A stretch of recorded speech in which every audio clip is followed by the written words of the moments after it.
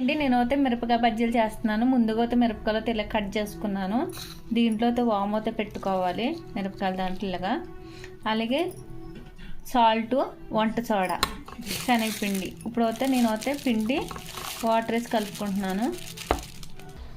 ఇదిగోండి ఇలా కలిపేసుకున్నానండి. మిరపకాయలు అయితే అన్నీ ఇలా పెట్టేసుకున్నాను. వాము అయితే వేడి ఉందండి. నేనైతే మిరపకాయ బజ్జీలు వేసేస్తున్నాను.